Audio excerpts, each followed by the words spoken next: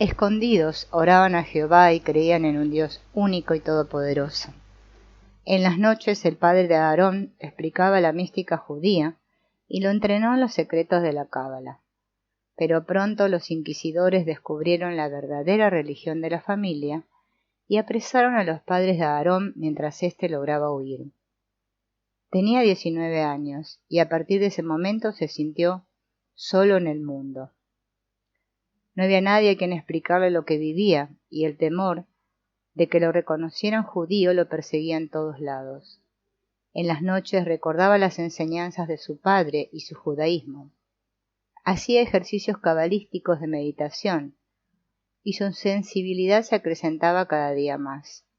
Sentía en la atmósfera oleadas de dolor y sabía que provenían del sufrimiento de los indios, no solamente del presente, sino del acumulado desde la conquista. Ese sufrimiento era palpable y casi sólido. Se mantenía trabajando como carpintero y de vez en cuando asistía a las misas cristianas para salvar las apariencias. A los 25 años decidió terminar con el dolor. Le pidió ayuda a Dios y se retiró a un bosque situado a 50 kilómetros de Xochimilco, en dirección a Oaxtepec. Se construyó un refugio de madera y allí se pasó 27 días meditando. El bosque estaba deshabitado. Por primera vez no le dio miedo hablar con Dios en voz alta. Rezar en hebreo y activar su cábala abiertamente. A los 15 días sintió la presencia y en sus sueños se pudo comunicar con ella. Era un indio muy anciano y le mostraba un paraje desértico y una montaña. En la cima de la misma había alguien esperándolo. El indio le dijo que con esa persona podía hablar sin temor y además continuar su aprendizaje. Todas las noches soñó lo mismo y el último día de su retiro echó a andar en la dirección que el indio le había indicado. Caminó 3 meses sin detenerse, hasta que penetró al desierto y pudo ver la montaña. En la cima había alguien y supo que era la persona de sus sueños. Se acercó a él y fue invitado a sentarse a su lado. Durante 3 días no hablaron. Se sentaban sobre una roca a observar el desierto y a sentirse mutuamente. El conocimiento silencioso fluía entre ambos y en las noches soñaban cosas similares. Aarón le daba gracias a Dios por el encuentro y Néstor entendió que su linaje ya no sería el mismo a partir de la reunión. Algo en la energía de Aarón era igual a la de Néstor, pero había otra parte que el nahual intuía más antigua que la de su propio linaje y llena de conocimientos magníficos. Aarón sentía lo mismo con respecto a la sabiduría de Néstor y ansiaba conocerla a fondo. El 4.º día, Aarón le contó su vida y al mencionarle al anciano indio en el bosque, Néstor supo que se trataba de Yacatl y a su vez le contó a su amigo acerca del origen de su linaje, su contacto con los seres de ojos rasgados y la hazaña que habían hecho juntos con la imagen de la Virgen de Guadalupe. A partir de ese momento, cada uno le enseñó al otro lo que sabía. A Aarón le explicó el origen del universo según la cábala, la luz divina del sin final. Lo ocupaba todo en una unidad perfecta. Y cuando el Creador decidió, restringió su luz en una zona e hizo penetrar una emanación en el hueco que había formado. A partir de ese momento el tiempo y el espacio fueron creados, y con ellos todas las manifestaciones conocidas. La luz del sin final sigue permeándolo todo, pero depende de la pureza del hombre al acercarse a ella. Cuando lo logra, adquiere las mismas cualidades de Dios. Se une a sí mismo y se convierte en un receptáculo adecuado para recibir la luz en una máxima cercanía con el Creador. Este se encuentra en todo lugar, en toda cosa, y en sí mismo es la unidad perfecta. Ometeotl, le respondió el nahual, es el mismo Dios del que tú hablas. Nosotros los hombres poseemos un cuerpo luminoso lleno de emanaciones internas las que se acoplan con las externas y nos permiten percibir. Mientras mayor número de emanaciones se logren alinear, mayor será el poder y la evidencia del hombre de conocimiento. Es lo mismo que tú dices, cuanto mayor sea la pureza y la impecabilidad, más cerca se está de la luz. En nuestro linaje aprendemos a ver y a controlar la alineación de cada vez un mayor número de bandas de emanaciones, hasta que las encendemos todas, y en ese momento ganamos la libertad total. Claro, le dijo Aarón, en ese momento logran unificarse y colocarse en la Yeída, el estado más perfecto del alma.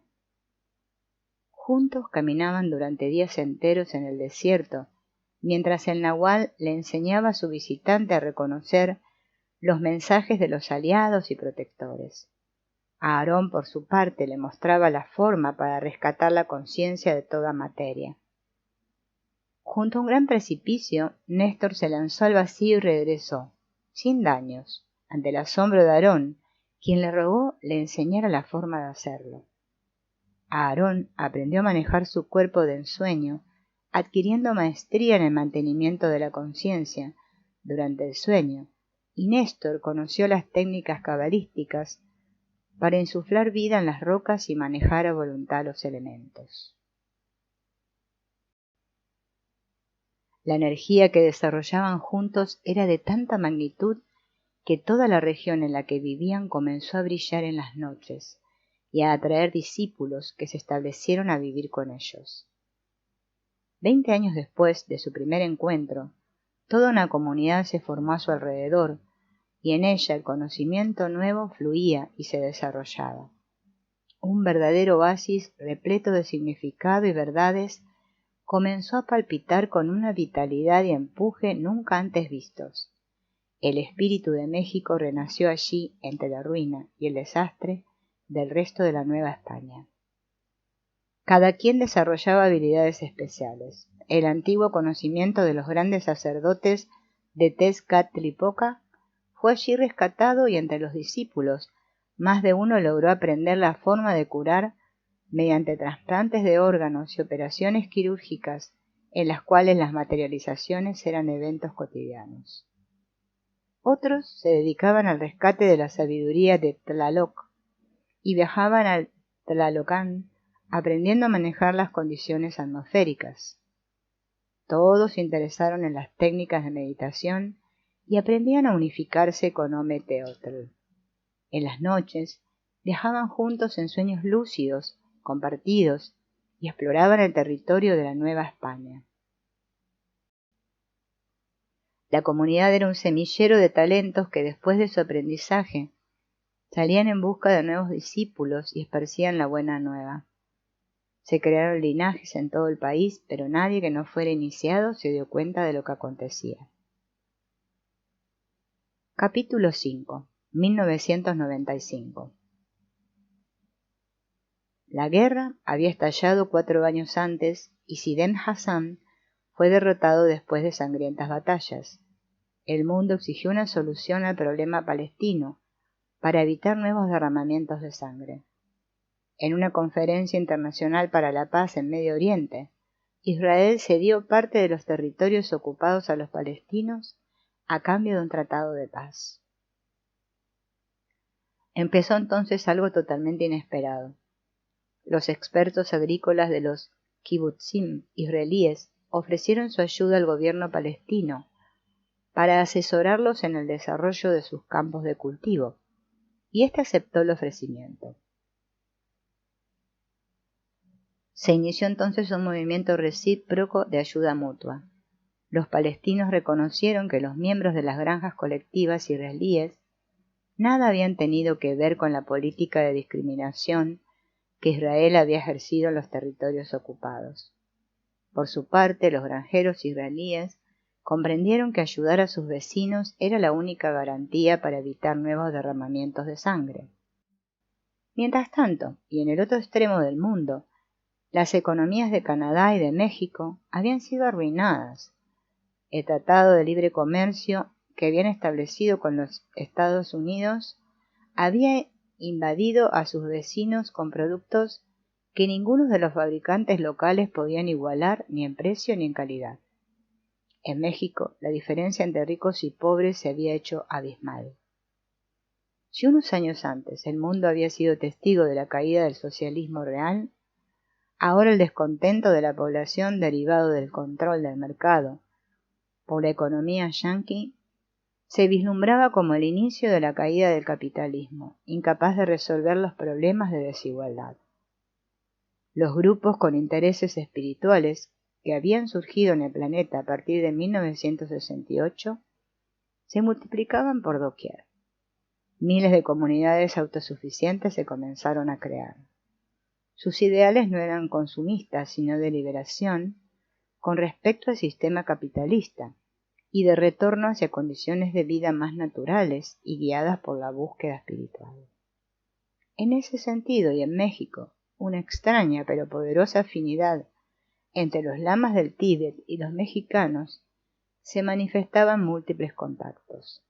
El más espectacular había reunido a 50.000 personas en las pirámides de Teotihuacán, con lamas del monasterio de Ganden a principios de los 90. En una visita al recinto de donde se guardaba la imagen original de la Virgen de Guadalupe, los lamas se percataron del poder que la deidad tutelar de México tenía y reactivaron el pacto que habían establecido con ella 500 años antes. La visita del 14º Dalai Lama a México y una ceremonia ecuménica que éste había presidido en la Catedral de México fortalecieron la búsqueda espiritual que día a día se volvió cada vez más intensa. Augusto y Blanca se habían establecido en la cabaña del bosque. Plantaban verduras en el invernadero y cosechaban frutas de los árboles que habían plantado. Poseían 2 vacas y un gallinero, abasteciéndose así de leche fresca y huevos. Augusto seguía trabajando en la universidad y continuaba con sus experimentos dirigidos a la construcción de un prototipo capaz de extraer energía directamente de la latiz del espacio. La investigación estaba dando sus primeros frutos, y en un congreso internacional se presentaron los resultados iniciales. Augusto estaba decidido a ofrecer su invención a quien la quisiera desarrollar sin pedir a cambio derechos o condiciones de patente.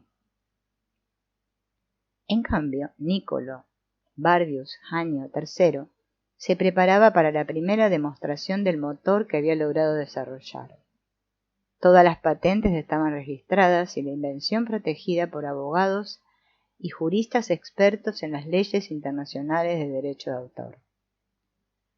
Para la demostración, había invitado a grandes industriales a quienes pretendía vender su producto a cambio de cuantiosos porcentajes de las ganancias que obtendrían con su aplicación. Los coreanos, por su parte, habían decidido utilizar el motor que también desarrollaban en la construcción de automóviles y también estaban preparándose para una demostración de su primer prototipo, un vehículo impulsado con un sistema de captación directa de energía de la latiz. Augusto se encontraba en gran desventaja con respecto a la corporación de Niccolò y los industriales coreanos. La universidad apenas sí lo apoyaba y los materiales de los cuales disponía eran insuficientes para asegurar el éxito de su proyecto. Había intentado convencer al gobierno de su país para establecer un instituto especialmente dedicado a la experimentación y fabricación de un prototipo, pero no lo había logrado. Utilizando su inventiva y creatividad, buscaba soluciones que no requirieran de materiales caros, y en parte lo había conseguido, pero el principal problema seguía siendo el contar con un superconductor de temperatura ambiente. En la universidad existía un departamento dedicado al estudio y desarrollo de superconductores. Se había asociado con él y juntos trataban de resolver el problema. El prototipo de Augusto utilizaba como parte indispensable el cerebro humano el cual debía interconectarse con un sistema de focalización de curvaturas de la latiz integrado por esferas cargadas eléctricamente y campos magnéticos complejos situados en una estructura tridimensional. Las pruebas que habían hecho con superconductores enfriados con nitrógeno líquido indicaban que en el centro de localización de las curvaturas el espacio se calentaba hasta los 650 grados centígrados, temperatura suficiente como para producir vapor utilizable para la puesta en marcha de motores de turbina o para generar electricidad mediante un sistema convencional de generadores electromagnéticos. El problema era que la energía necesaria para enfriar el conductor de aleación de cerámicas hasta transformarlo en superconductores era mayor que la que se producía. El motor desarrollado por Niccolò no utilizaba el cerebro humano, sino un conjunto altamente sofisticado de circuitos electrónicos basados en la tecnología de redes neuronales computarizadas. Es decir, se había creado un sistema electrónico que modelaba la actividad cerebral en pequeña escala. El sistema era extraordinariamente caro, pero no requería el uso de superconductores de acoplamiento con un sistema de localización de curvaturas de la latiz. Este último se había desarrollado en base a las ideas de Augusto. Solamente un consorcio transnacional podía disponer de los recursos económicos para construir la red neuronal. Los turistas extranjeros que visitaban el país se asombraban por su vitalidad artística y artesanal y experimentaban una sensación de incremento de energía en sus cuerpos que atribuían al sol o al clima, pero en realidad se asociaba con un despertar masivo de una conciencia nueva. Capítulo 6. 2025.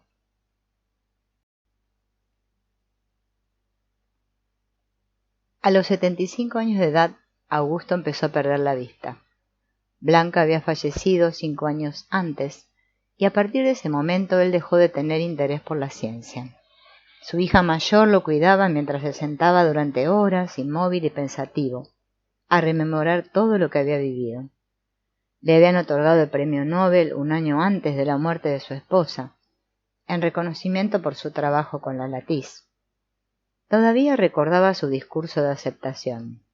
En él había hecho un análisis de la historia de su descubrimiento, desde la idea inicial hasta su aplicación a nivel generalizado. Los motores de combustión interna habían pasado a la historia, junto con la contaminación de las grandes ciudades. En el año 2002 se había logrado construir un superconductor de temperatura ambiente y eso le permitió diseñar el primer motor económico, el cual fue adoptado universalmente para equipar autotransportes y aviones.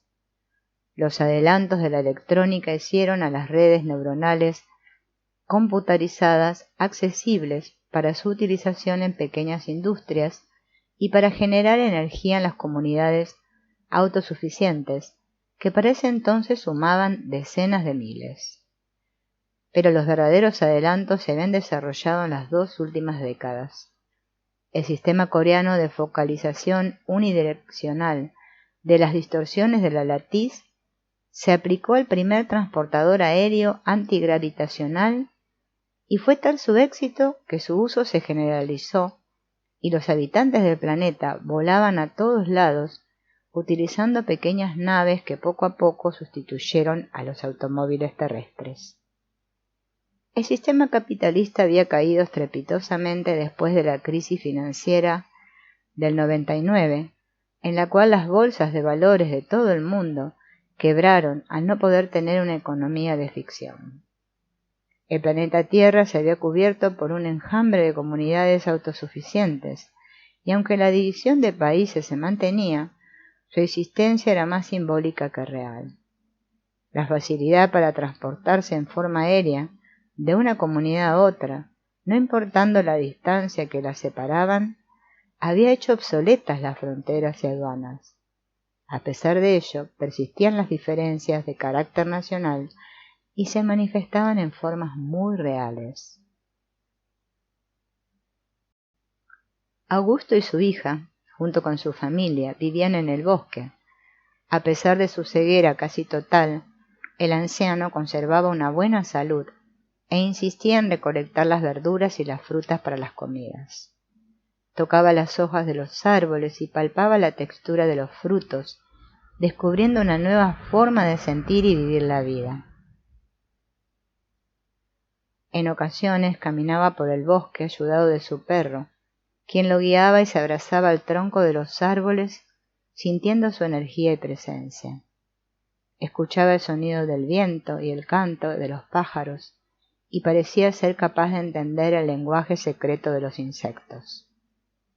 Lo venían a visitar cientos de personas, desde jóvenes adolescentes ávidos de conocer al gran científico hasta ancianos dirigentes de comunidades que solicitaban una audiencia para plantearle problemas y pedirle asesoría.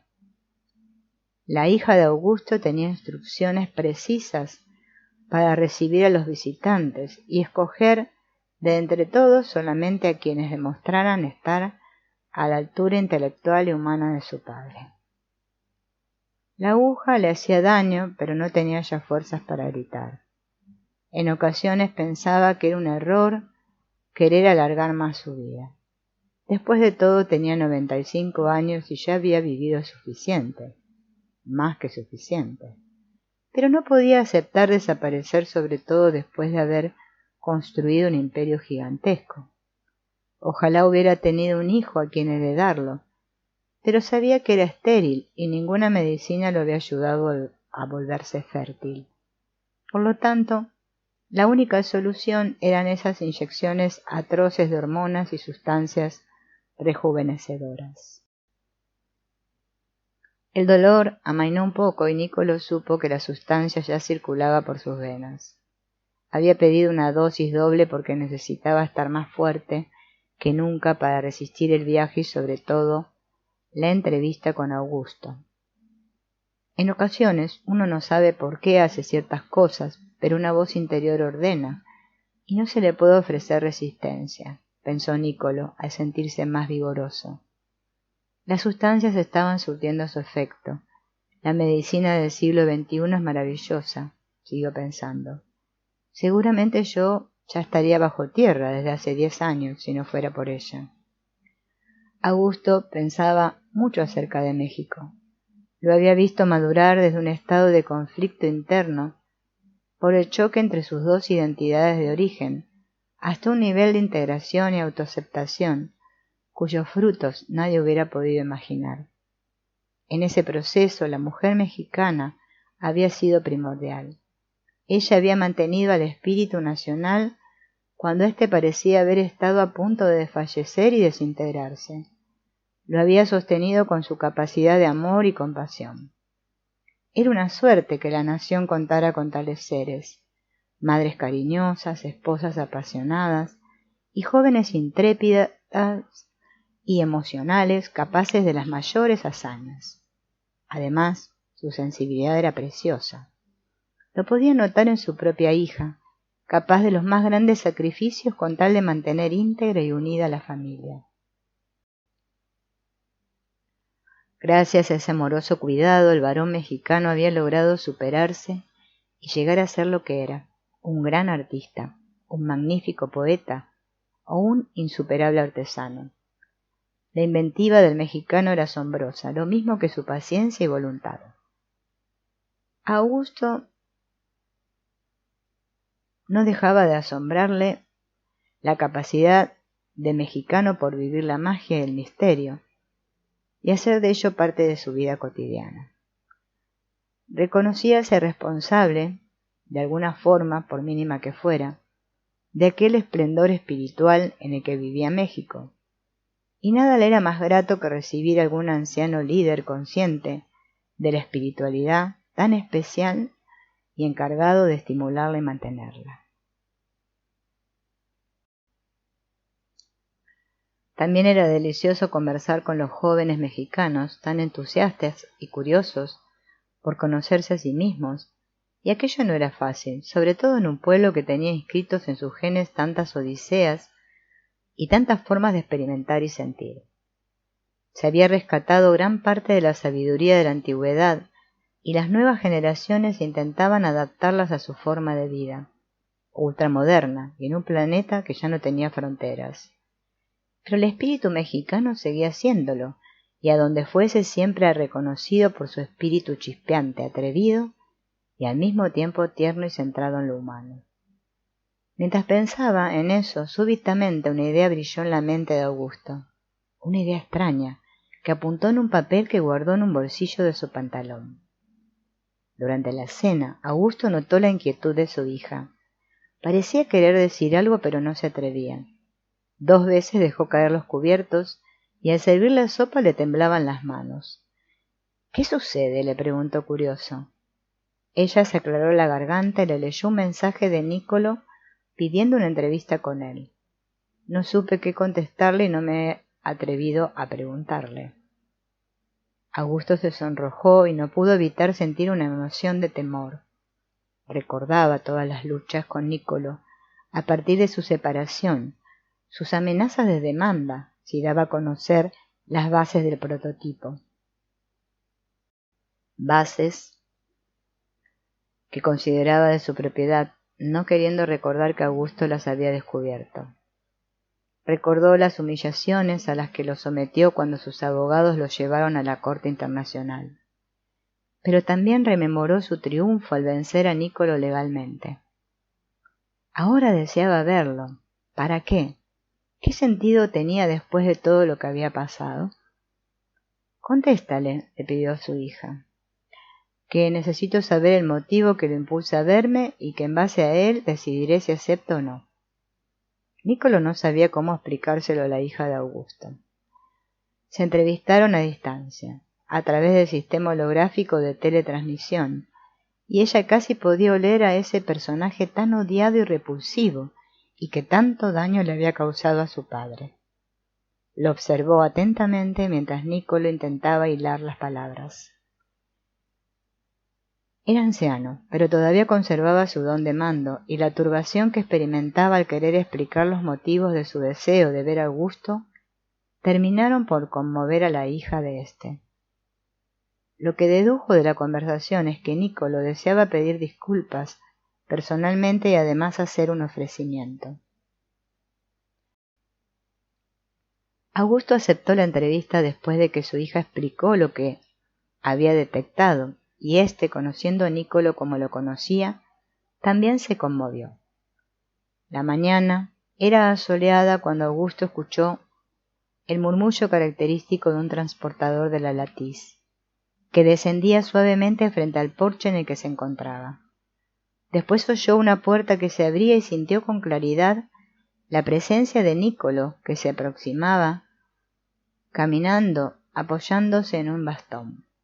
Se sentaron frente a frente, y Augusto intentó ver la cara de su visitante, pero su ceguera se lo impidió. La respiración de Niccolò era agitada y denotaba un alto grado de tensión interna. No se saludaron y permanecieron varios minutos en silencio. Un ruido en la casa llamó la atención de Augusto, pero pasó desapercibido para Niccolò. Era su hija, que contemplaba la escena desde la ventana de la cocina. Anochecía, y los 2 ancianos seguían sentados, uno frente al otro. Llevaban varias horas hablando y la curiosidad de la hija de Augusto fue mayor que su prudencia. Salió de la casa y saludando a Niccolò lo invitó a cenar. Este se negó con un movimiento de cabeza. Estaban por terminar y debía retirarse a descansar. Lo esperaba una junta urgente y además no acostumbraba a cenar. Augusto se levantó de su lugar y ante el asombro de su hija abrazó a Niccolò y le deseó felicidad y paz. Padre e hija acompañaron al anciano a su transportador antigravitacional y ella se dio cuenta que Niccolò lloraba. Durante la cena, la hija le pidió a su padre que le contara de qué habían platicado. Mañana te contaré todo», le dijo él. A la mañana siguiente, Augusto se negó a platicar durante el desayuno. En la madrugada había ido al invernadero a cosechar verduras y preparado con ellas una ensalada deliciosa que ahora saboreaban. Cuéntame, por favor, le pidió su hija, pero Augusto negó con la cabeza. No aquí. Caminaremos por el bosque y te lo contaré. Augusto había insistido en caminar en dirección a una cueva. Entraron en ella y se sentaron uno al lado del otro, mientras su perro se acomodó plácidamente frente a los dos. Augusto buscó en un bolsillo y extrajo un papel. Se lo dio a su hija y ella pudo leer lo que había escrito. El verdadero prototipo es el fruto del injerto. Augusto esperó algún comentario y al no recibirlo suspiró desencantado. Si tú no lo entiendes, imagínate al pobre Niccolò cuando lo leyó. La hija de Augusto empeñó a trenzarse su largo cabello. Siempre lo hacía cuando su padre la ponía en aprietos intelectuales. Después de unos instantes le reclamó. ¿Podrías explicarme lo que significa y dejarte de acertijos? Augusto rió encantado ante la espontaneidad de su hija. Niccolò lo entendió después de varias horas. Espero que tú no seas tan lenta. Con voz pausada y tranquila, Augusto recapituló la historia de México. Hace más de 5 siglos surgió en este país un nuevo ser humano, producto de la unión de 2 razas. Fue uno de los acontecimientos más espectaculares de la historia de la humanidad. Fue en realidad un injerto hecho en la sangre indígena, pero con tal brusquedad y falta de cuidado, que la herida provocada se ha tardado más de 500 años en sanar y florecer. El mexicano actual, con toda su belleza y espiritualidad, es el verdadero prototipo. ¿Ahora entiendes? Claro, contestó ella, eso es obvio. Pero de eso hablaron horas enteras, Niccolò y tú. Para ti es obvio, porque tú eres una de las flores, pero para Niccolò resultó una revelación complicada y demasiado sutil para su mente tan racional y apegada al utilitario. Pero al final lo comprendió. Lo que hicimos con el prototipo del motor de la latiz fue un juego de niños comparado con el verdadero prototipo. ¿Pero qué es lo que te quería decir Niccolò? Me dijo que estaba insatisfecho con su vida, que no se sentía feliz a pesar de haber logrado todo lo que soñó, que no era suficiente o que había errado el camino. Eso es extraordinario, admitió ella entusiasmada. ¿Y tú qué le dijiste? Le dije que no había sabido encontrar lo que verdaderamente importa en la vida, pero que él no tenía la culpa, era su cultura, que así lo había educado. Entonces le expliqué lo que sucedía en México y la suerte que había tenido yo en nacer aquí, porque mi cultura sí me enseñó lo que verdaderamente importa. ¿Y qué te contestó? Me pidió que se lo explicara y yo traté lo más que pude y al final no supe si lo había entendido o no. Yo lo vi llorar, padre, cuando se subió a su transportador. Estaba en lágrimas. Entonces algo entendió. Y si no lo hizo con su razón, su corazón captó el mensaje. También me hizo un ofrecimiento, algo verdaderamente inesperado y maravilloso. Continuó Augusto haciendo una pausa para activar la curiosidad de su hija. ¿Y qué te ofreció? Preguntó ella dándole una palmada traviesa por tenerla tan obligada. Augusto rió como un niño antes de contestarle. Me pidió que me encargara de la corporación a su muerte. ¿Qué? ¿Eso te ofreció? ¿Y tú qué le contestaste? Le dije que yo la desmembraría, que ofrecería gratuitamente las patentes, que utilizaría el dinero para crear filiales que ayudaran a los necesitados, que abarataría los productos y que utilizaría todo el poder acumulado para hacer accesibles los mismos a las comunidades. ¿Y él qué te contestó? Refunfuñó como siempre, y después de pensarlo un rato me dijo que en ese caso él se encargaría de hacer todo eso, y que si yo tenía razón encontraría la paz y la felicidad, y si no me esperaría en el infierno para desintegrar lo que quedaba de mí. Callados y tomados de la mano, Augusto y su hija regresaron a su casa. Caminaban sobre una alfombra de hojas, que Augusto se deleitaba haciendo crujir y su hija veía cambiando de colores con el atardecer. Un tle empezó a cantar. Siempre lo hacía a las 6 de la tarde, como despidiéndose de la luz del día, y preparándose para la noche llena de encantos y revelaciones.